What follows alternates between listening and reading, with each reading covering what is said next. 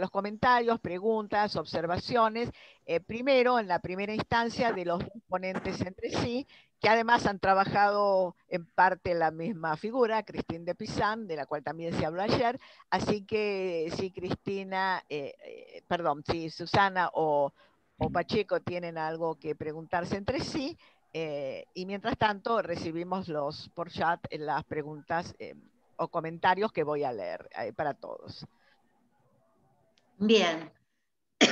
Sí, a mí me interesa en la comunicación de Marian esto último que él comentaba, ¿no? Me parece que es bastante relevante el hecho de ese relato metafórico dicho por Christine, donde es varón que tiene que poder mantener el barco, o sea, significa mantener a sus hijos, a la familia, etcétera, etcétera, pero que ella quiere hacerlo siendo mujer y no teniendo que tener una figura masculina, o sea, no hace falta una figura masculina para ser fuerte y llevar las vicisitudes de la vida adelante y airosamente.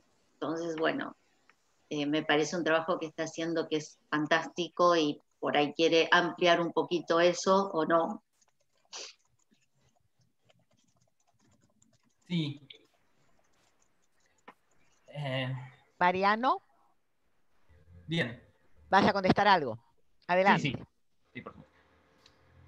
El tema de el no tener que tener una figura masculina, también me parece muy interesante cómo Christine en sus propios escritos se defiende narrando una y otra vez una situación que remite bastante a la clausura. Ella siempre que cuenta el periodo inmediatamente posterior a la muerte de su padre y su esposo, se describe a sí misma encerrada entre sus libros en una habitación, saliendo muy poco, saliendo solamente para lo inmediatamente necesario de los conflictos, del sostenimiento de su familia, pero hace mucha alusión a esta situación de entregarse a una suerte de clausura que no era tal porque no estuvo ordenada.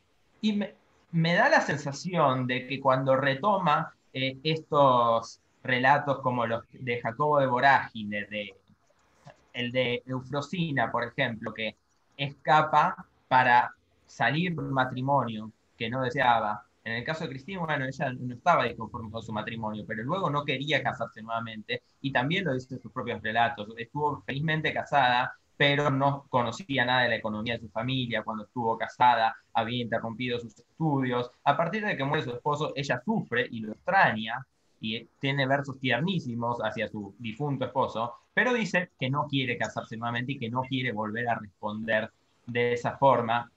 Y toma esta figura de las mujeres que ingresaban a la vida monástica también como una forma de no depender de un marido.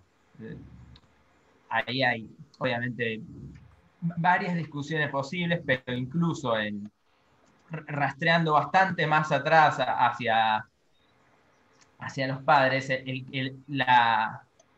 que la Virgen, en la figura de Jerónimo, la mujer que se entrega a Dios, pueda depender directamente de Jesús y no del marido, toda esa tradición, Christine la retoma, pero la retoma muchos siglos después para su propia conveniencia, porque esa ya no es virgen, ya no está hablando de entregarse a Jesús, sino al estudio y a la lectura, y después de entregarse a la lectura se entrega a la querella, pero sin embargo parece apoyarse en esa figura. A mí me da la sensación de que se apoya en esa figura de la mujer que vive en clausura y que vive de una forma más o menos ascética, y eso le justifica el no recurrir a una figura masculina.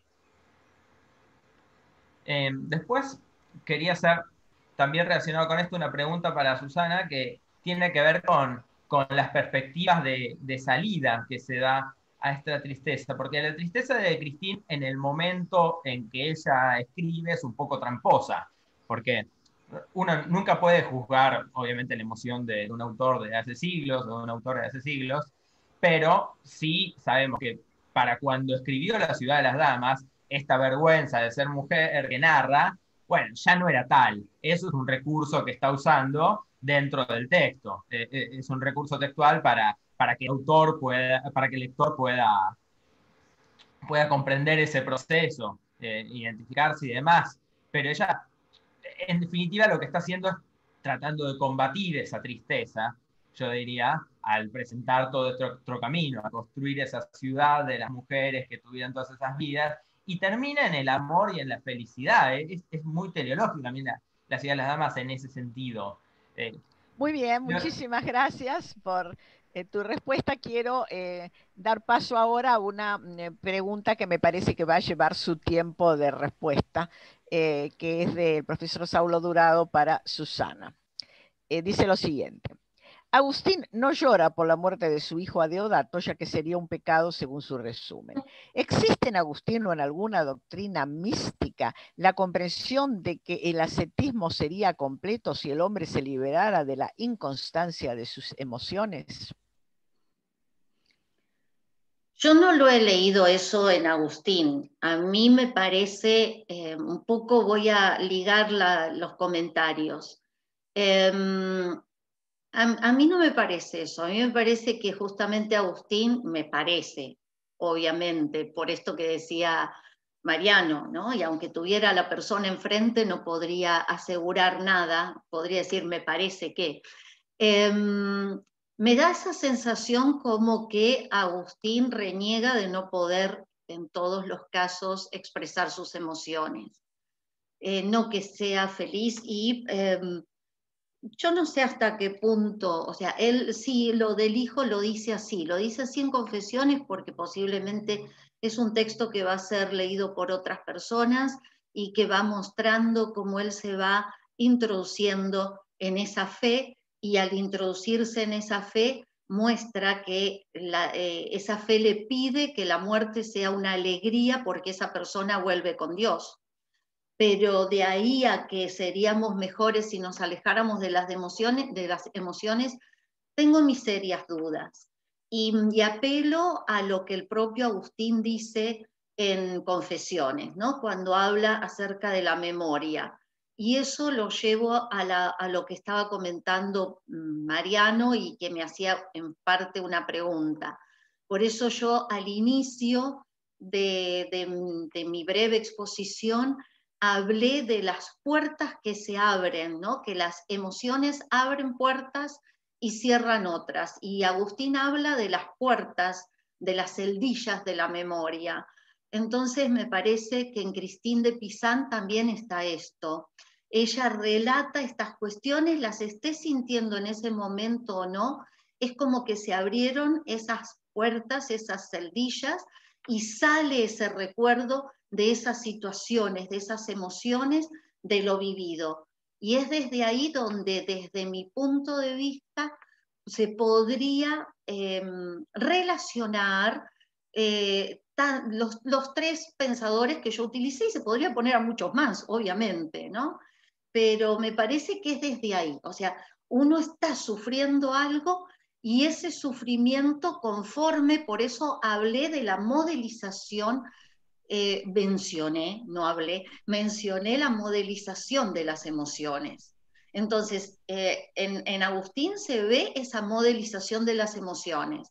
Si es interno o si es para el afuera, y ahí yo no lo puedo decir porque no puedo asegurarlo, pero sí es lo que él está mostrando. Él está mostrando que hay una modelización de las emociones. En el caso de Otló pasa algo similar. Él se obliga, yo esto lo pongo en mi tesis doctoral, él se obliga a creer en Dios. Pero desde mi punto de vista, no es que no crea en Dios, o sea, el ateísmo en este periodo es diferente, sino que él desea estar en ese monasterio porque en el monasterio tiene los libros. Y él ama los libros, él necesita leer, escribir e impulsa, en este siglo XI, impulsa a los monjes a escribir. Y lo dice con todas las letras, aunque no sean cosas tan importantes, y es bastante soberbio ahí, o parece, como las que yo he escrito, que escriban ellos lo que sienten al leer aquellos libros que están copiando, no pueden ser meros copistas, tienen que saber lo que copian y escribir sobre ellos. Entonces me parece que en los tres, en este caso en los tres porque son los tres que yo tomé, podrían haber sido otros, pero en estos tres aparece esa situación de relatar en la medida de lo posible esas emociones que fueron apareciendo en distintos momentos de su vida. En Otlo le generaron las verrugas, la parálisis, no podía hablar, no podía moverse, la ceguera. Entonces, me parece que va más por ese lado. Sí. Y gracias. Tenemos un pedido de Barenstein de hacer una pregunta de viva voz, y antes quería decir algo, una pequeña pregunta para Susana. A pesar de que hay evidentemente analogías entre los tres casos, yo creo que el caso de Agustini particularmente, su expresión tan contenida a la muerte de un hijo, tiene un sentido que tal vez no sea el de limitar las emociones o el de limitarlas ante un escrito que tiene que ser visto por otro, sino simplemente que se han cambiado.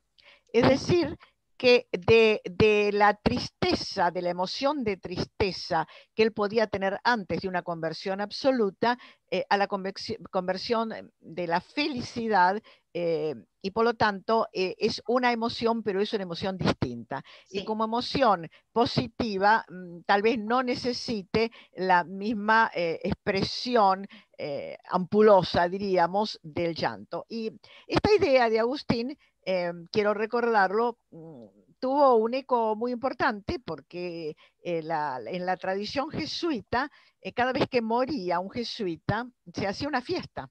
Claro. Sí. Que era el nacimiento, sí, sí, a la vida, el nacimiento, sí, a un compañero de orden estaba en el cielo. Entonces, sí, no solamente es la convicción de que la muerte no es mala, sino que además nos abre una puerta, y además la convicción que probablemente el mismo Agustín tenía de su hijo, de que esa persona estaba en el cielo, no solamente que había muerto, sino que estaba en el cielo. Sí. Me parece que este es un punto interesante de diferencia con el caso de Otlo o de Christine, ¿no? Sí, y agrego a esto que decías, que el propio Agustín en el libro primero lo está diciendo: muera yo para que yo viva. Claro.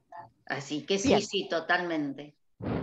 Desde Julián, sí. Desde otro punto de vista, sí, una cosa parecida se dijo en Memorias de una joven informal. Ella vivió, mi amiga murió para que yo viva, ¿no? Es para que sea libre. Bueno, entonces ahora le damos la palabra a Julián para que haga su pregunta a los dos. Bueno, sí, gracias, perdón, no era para no escribirla y tardar un poco más de tiempo. Miren, me interesaba esto. Quería saber si hay, así como hay una tradición que empieza en el siglo XV, o que por lo menos cobran bríos en el siglo XV de alabanza de la naturaleza humana centrada en el varón, como son, no sé, los tratados de Pico de la Mirándola, de Coluccio Salutati y demás. Quería saber si hay alguna tradición de recuperación o de alabanza de la mujer. Pensé que algún texto suelto hay, no sé, de Cornelio Agripa, por ejemplo. Hay un texto sobre la alabanza de la mujer, pero no sé si hay una tradición y si tienen alguna idea de cuándo arranca eso, ¿no? Bueno, perdonen por la pregunta, pero es de la ignorancia total que la hago. Bueno, cualquiera de los dos que quiera comentar. Hay otras preguntas, así que luego de la respuesta seguimos. Mariano, ¿no? Bueno, mira, yo sinceramente para estos siglos me dediqué a leer a las mujeres escritoras, no a los varones alabando a las mujeres. Así que si hay algún escrito en ese sentido, en este momento no lo recuerdo, no lo recuerdo. Pero sí me quedé más enganchada con ese relato que hace Christine en relación de Matthiolo y Jean de Meung, ¿no? Sobre todo. Pero supongo que sí, que debe haber. pero en este momento no lo recuerdo. Sí. No sé, Mariano, si vos tenés presente. No, no de la naturaleza humana a través de la figura de la mujer o algo semejante, o por lo menos Christine no se inscribe en un punto medio de una tradición semejante. Por eso lo que mencionaba, Christine por un lado está rompiendo con la tradición que ella misma agarra entre sus fuentes, o sea, todo este trazado sobre Jacobo de Vorágine, sobre Vicente Bello Valenzi, sobre Boccaccio, ella los toma como sus fuentes para la Ciudad de las Damas, pero invierte muchísimo el sentido. Entonces, en ese sentido sería ella la inflexión. Y luego, esto Sí. no lo puedo decir con tanta exactitud porque no recuerdo los datos, los tengo por ahí dando vueltas, pero pasó bastante tiempo hasta que Christine fue de nuevo ampliamente citada, luego de la querella de Román de las Ros. Tuvo su periodo de olvido, incluso ocurrió esto de que se creyó que el libro de la Ciudad de las Damas era una traducción francesa de Clarice Molieribus. Entonces, por lo menos yo no la puedo identificar en el medio de una tradición con continuidad porque parecería tener bastantes desconexiones hacia ambos lados. Sí, bueno, muchas gracias. Perdón, quiero completar un segundito. Sí. Y, por ejemplo, sí se han encontrado unos cuantos datos en escritoras contemporáneas, ¿no? Inclusive en Simone de Beauvoir, citando de algún modo o agradeciendo la lectura de Christine de Pizan para pensar su obra, ¿no? Con respecto a lo que había preguntado Julián, yo quisiera adelantar que más que en el aspecto teórico, en el aspecto, diríamos, de las prácticas religiosas y de la manera de vivir la religiosidad, hay una reivindicación del modo femenino en las beguinas. Fue una de las razones por las cuales también se las acusaba y sufrieron persecuciones precisamente porque proponían un tipo de religiosidad y hasta de ritos, diríamos, por supuesto, ritos privados, no es que ellas pretendieran cambiar el ritual oficial de la Iglesia cristiana, pero sí promovían una manera especial de dirigirse a Dios, de rezar y de vivir su religiosidad. Esto está claro y lo sabemos no tanto por los escritos de ellas, que no se conservan, sino por el tipo de condenaciones y de razones que expresaba la jerarquía católica al cuestionarlas. Ahora, sí está bastante claro en un texto que por otra parte ha desaparecido de la historia, que es El espejo de las almas simples de Margarita Porete. Allí ella habla claramente de la manera que ella, como alma mujer, ¿no?, tiene de encontrarse con Dios, que es el amado lejano cercano, ¿no?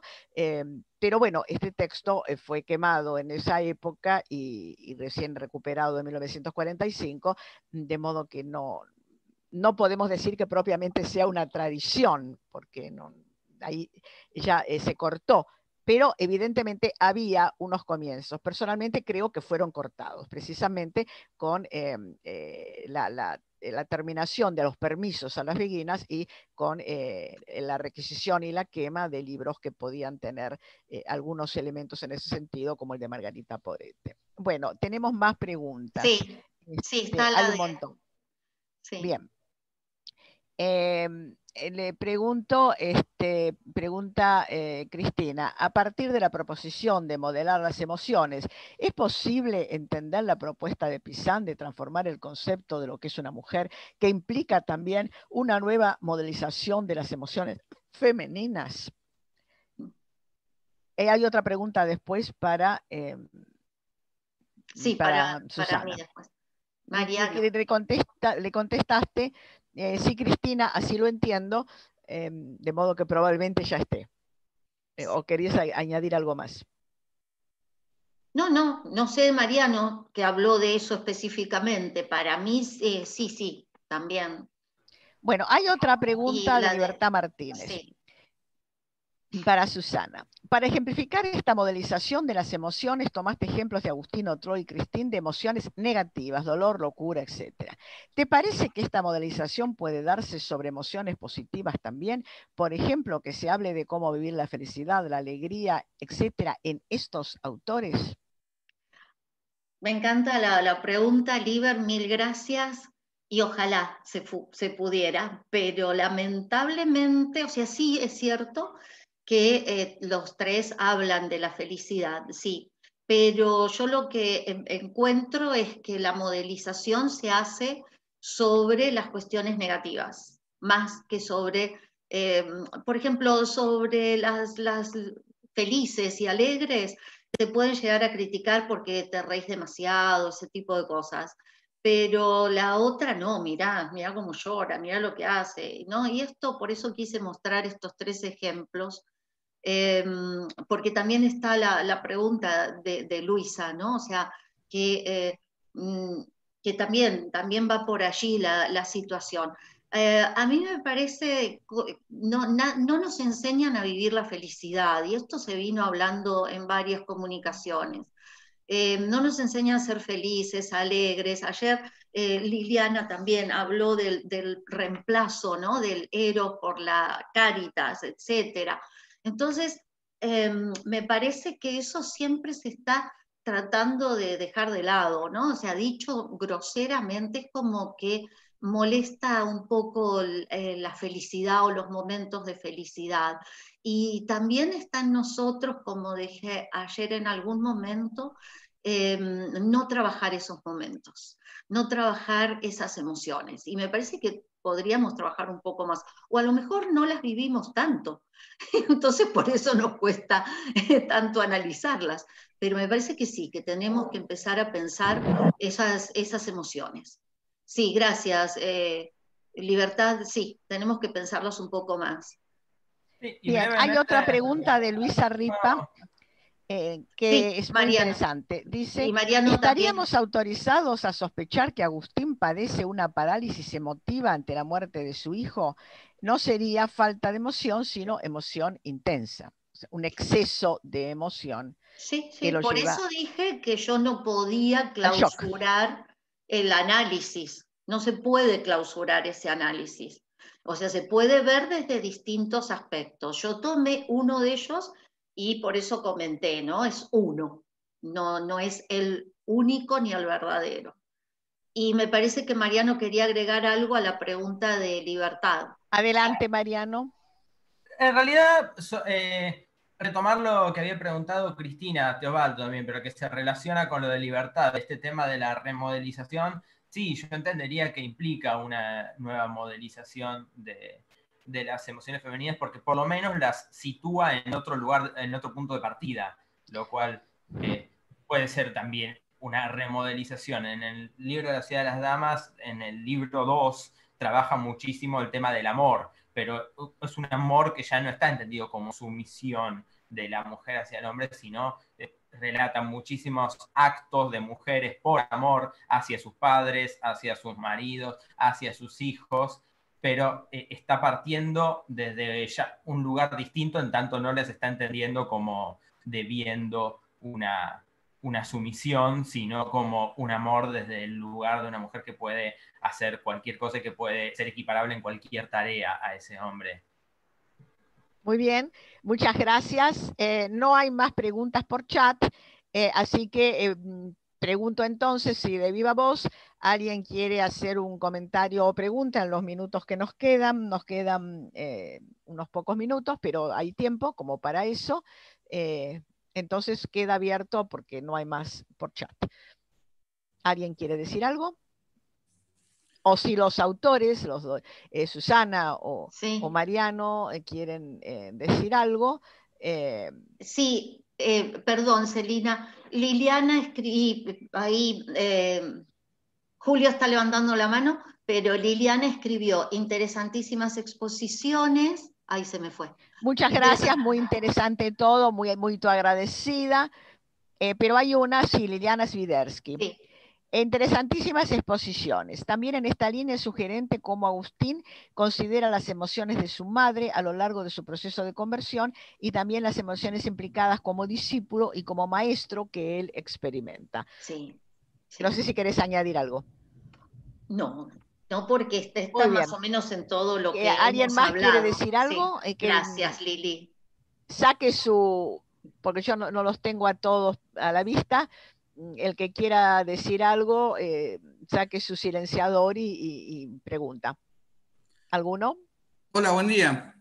Sí, bueno, gracias. Adelante. Gracias por las exposiciones y también por la lectura de la tercera, que lamentablemente no pudo estar. Muy interesante. Y quería preguntar, en consideración tanto de lo que había expuesto Susana y también Marian, en el hecho de tanto Otlo como Marina Marín, ¿sí? Si este ingresar en esta situación de monasterio, en esta situación eclesiástica, era más que nada una cuestión de supervivencia y de poder acceder, como decían, a los libros, más que una cuestión de, por ejemplo, no sé, un cambio de género o una vuelta a su hábito, ¿sí? Si era más que nada una cuestión de supervivencia, veía una conexión en eso. No sé si sería así. En el caso de Otló no lo es, porque Otló viene de una buena familia, tiene hermana y demás. Él sí pudo haber sido oblato, en el sentido que es donado al monasterio, para que tenga una muy buena educación. O sea, sin duda los padres aparentemente pagaban para que él tuviera una muy buena educación. Sí es cierto que en el monasterio entraba mucha gente por hambre, por frío, como digo yo, y no por fe. Y había otros que sí, que estaban por fe. Sí, en el caso de Otlo, él es oblato a los 7 años y aprende a escribir y a leer a escondidas.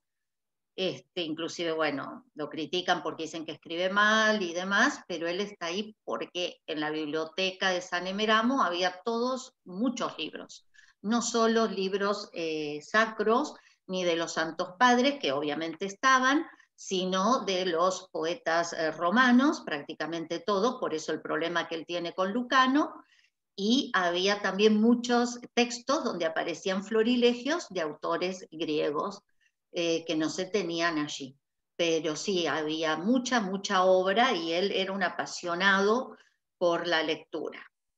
Y eso, por eso le genera esa crisis, estar fuera del monasterio. ¿Por qué? Porque, como dice, bueno, ahora se me fue de la cabeza, los guardianes del saber son los monjes, ¿no? O sea, quienes tienen todas las obras, las bibliotecas están en los monasterios.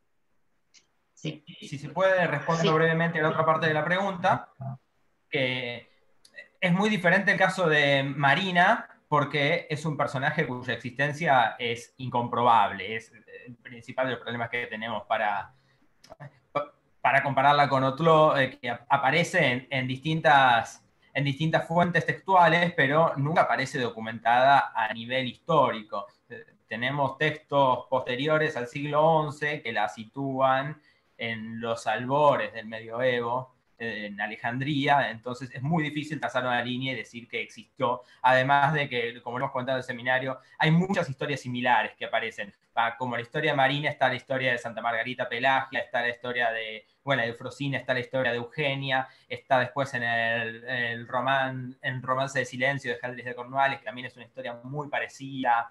Son historias casi siempre iguales, con esta dinámica de entrar en el monasterio por alguna razón que puede ser salvarse de la milladura o escapar de un matrimonio no deseado o algo similar, y luego ser acusadas de algún pecado. Pero más allá de eso, de que lo tenemos que tomar como una leyenda, como una versión que circula con distintas transfiguraciones, sí, el punto que aparece es escapar de algo material de su vida, de algún impedimento en ese monasterio. En el caso de Marina era una niña sola, librada así a su suerte. En el caso de Eufrosina, estaba escapando de un matrimonio que no quería que se consume, y la única posibilidad que tenía de mantenerse de celibato, en el caso de Eufrosina, que era lo que deseaba, era ingresar al monasterio bajo el ropaje de varón, en este caso. Muchas gracias. Muy bien, muchas gracias, Mariano. Bueno, pregunto si hay alguna otra intervención.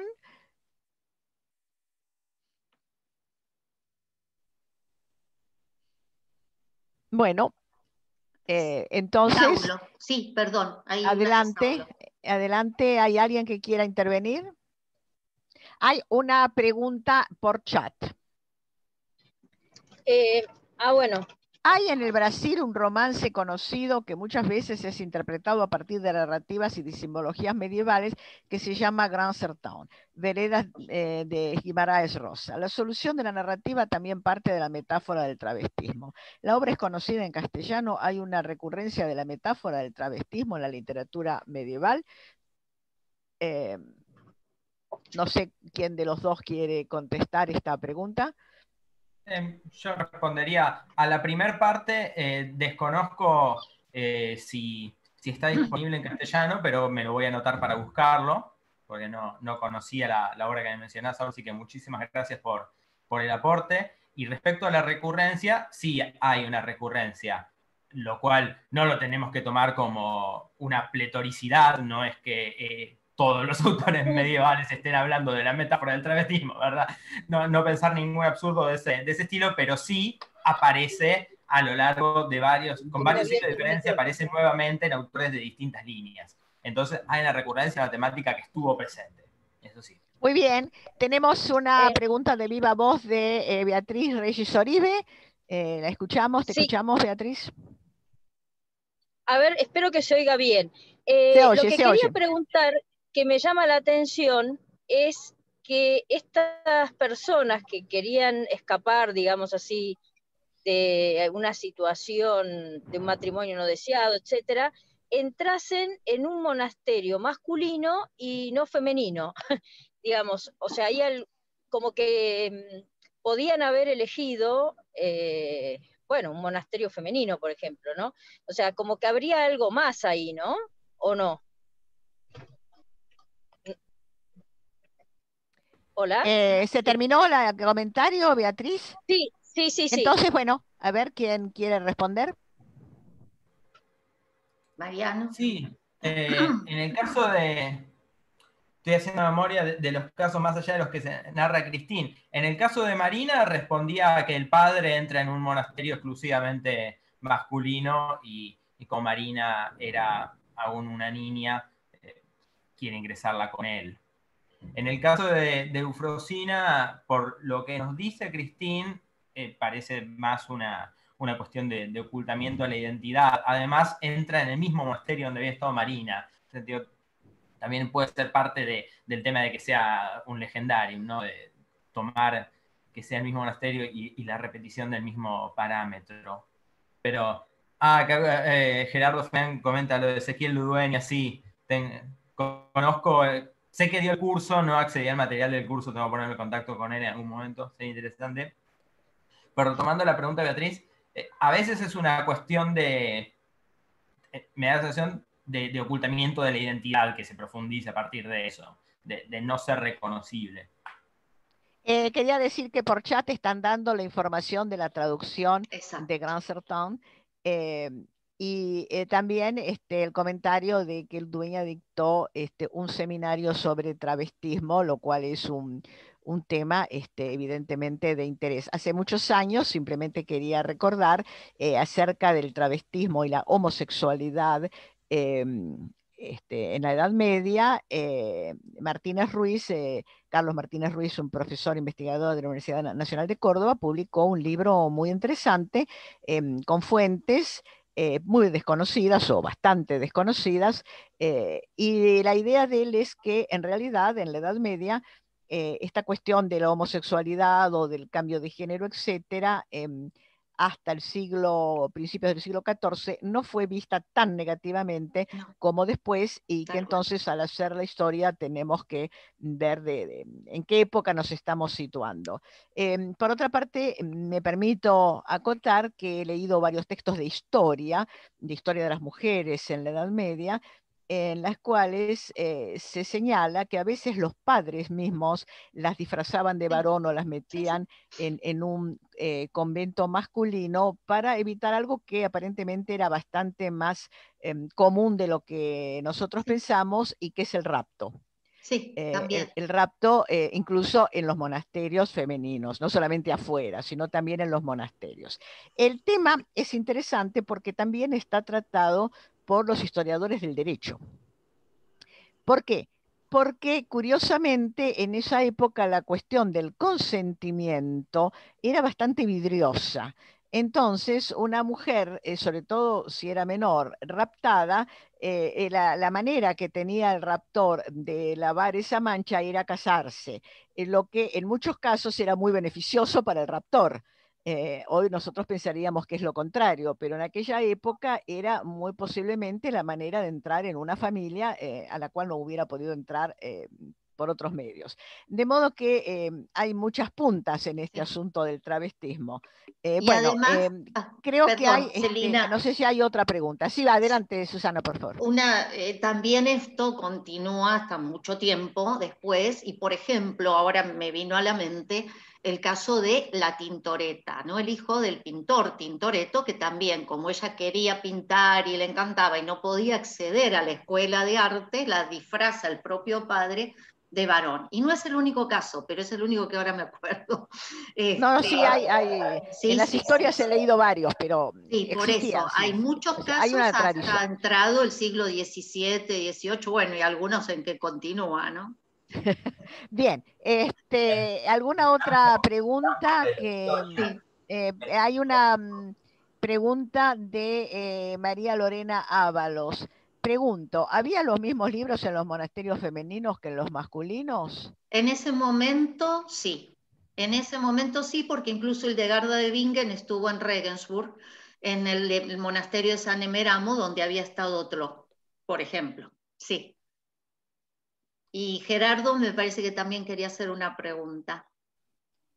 A ver, Gerardo, no está por chat, así que de viva voz.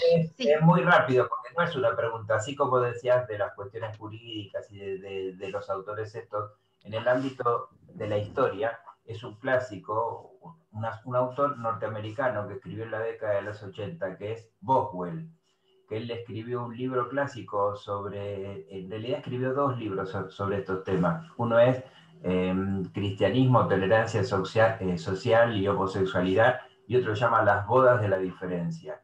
Y él analiza toda esta cuestión de cómo es el tema de la presencia de la homosexualidad fundamentalmente masculina en el mundo medieval. Y después una discípula de él hizo algo parecido, no me acuerdo el nombre, con el tema de las mujeres.